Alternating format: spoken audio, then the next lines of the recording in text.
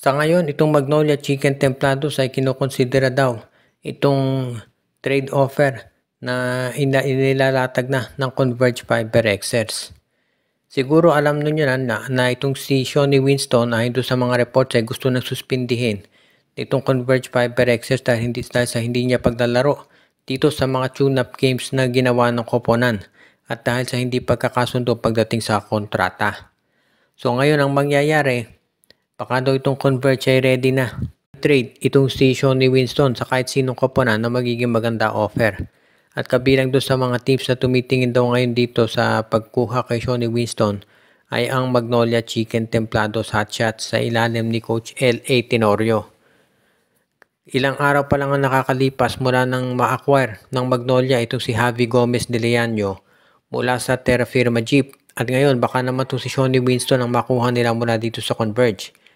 Maliwanag daw yung sinasabing ng Converge ayon dito sa mga nasa kampo nila na willing na raw sila makipag-trade sa kahit kaninong team. Depende na lamang yan kung sino ang i-offer na kapalit. Alam natin na mataas ang value nitong si Shawnee Winston. Ang ganda ng averages niya nitong last season. Kaya kinakailangan siguro ang Magnolia ibigay dyan at the very least itong si Aris Dionisio at yung kanilang first round draft pick. Ngayon, kung magagawa yan ng Magnolia, sa tingin ko okay na rin kahit mawala to si Dionisio dahil ni-renew na nila yung kontrata ni Joseph Eriobo. Plus alam natin na dito sa darating na draft malamang meron silang makuha na isa pang power forward na maidadagdag doon sa roster nila. Tandaan natin itong si Dionisio, ang laro niyan mostly ay small forward dito sa Magnolia at yung slot niya mapupunuan o nitong si Javi Gomez de Leaño. Kaya sa tingin ko pwede nang i-acquire ng Magnolia itong si Shawnee Winston. Samantala naman itong TNT Tropang Giga ay isa dito sa mga teams daw na kumukonsidera na makipag-trade sa Northport Batanguer dahil kabilang daw doon sa mga players na Northport na tinitignan ngayon ng TNT na pwede nilang ma-acquire ay itong si Joshua Monson. May mga nagsasabi na hindi na raw interesado ang SMC dito kay Monson dahil hindi consistent maglaro. Pero base dito sa kampo ng MVP group, sila ay very interested pa rin dito kay Monson. Dahil nakikita nila na ito'y pwedeng maging magandang fit para dito sa dribble drive offense na pinapatakbo ni Coach Chot Reyes sa TNT Tropang 5G.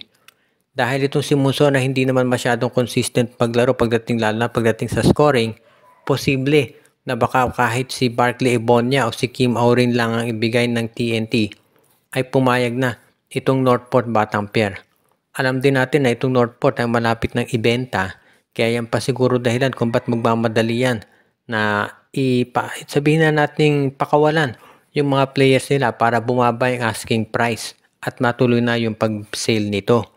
Kung sakasakali, magiging magandang addition itong si Monson para dito sa TNT Tropang Giga dahil hindi naman ito kinakailangan umiscore doon ng malaki. Tandaan natin maraming mga magagaling na scorers dito sa TNT ngayon kaya hindi na ako magtataka kung sakasakali na itong si Joshua Monson ay maging playmaker o decoy sa kanilang lineup.